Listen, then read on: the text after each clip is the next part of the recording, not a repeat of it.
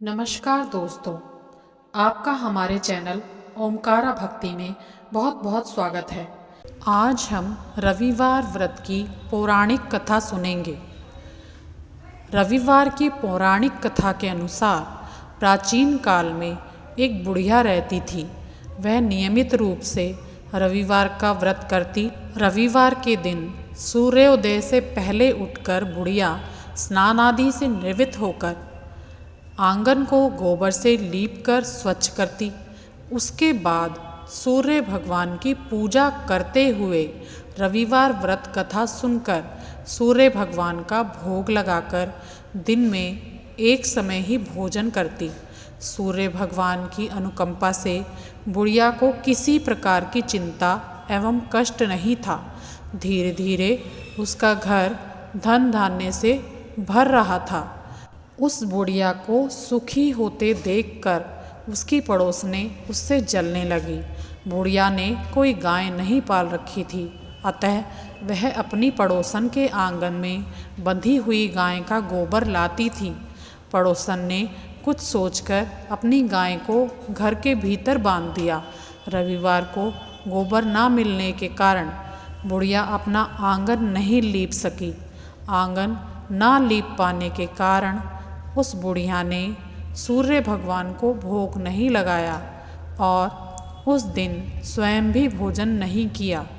सूर्यास्त होने पर बुढ़िया भूखी प्यासी ही सो गई। प्रातःकाल सूर्य से पूर्व उस बुढ़िया की आंखें खुली तो वह अपने घर के आंगन में एक सुंदर गाय और बछड़े को देखकर हैरान हो गई। गाय को आंगन में बांधकर उसने जल्दी से उसे चारा लाकर खिलाया। पड़ोसन ने उस बुढ़िया के आंगन में बंधी सुंदर गाय और बछड़े को देखा तो वह उससे अधिक जलने लगी। तभी गाय ने सोने का गोबर किया। गोबर को देखते ही पड़ोसन की आंखें फट गई। पड़ोसन ने उस बुढ़िया को आसपास ना पाकर तुरंत उस गोबर को उठाया और अपने घर ले गई तथा अपनी गाय का गोबर वहाँ रखाई। सोने के गोबर से पड़ोसन कुछ ही दिनों में धनवान हो गई। गाय प्रतिदिन सूर्योदय से पूर्व सोने का गोबर करती थी और बुढ़िया के उठने से पहले पड़ोसन उस गोबर को उठा ले जाती थी। बहुत दिनों तक बुढ़िया को सोने के गोबर के बारे में कुछ पता ही नहीं चला। बुढ़िया पहले की तरह हर दिन रविवार को भगवान सूर्य देव का व्रत करती रही और कथा सुनती रही। लेकिन सूर्य भगवान को जब पड़ोसन की चालाकी का पता चला तो उन्होंने तेज आंधी चलाई। आंधी का प्रकोप देखकर बुढ़िया ने गाय को घर के भीतर ही बांध दिया। सुबह उठकर बुढ़िया ने सोने का गोबर देखा। उसे बहुत आश्चर्य हुआ। उस दिन के बाद बुढ़िया गाय को घर के भीतर ही बांधने लगी। सोने के गोबर से बुढ़िया कुछ ही दिनों में बहुत धनवान हो गई।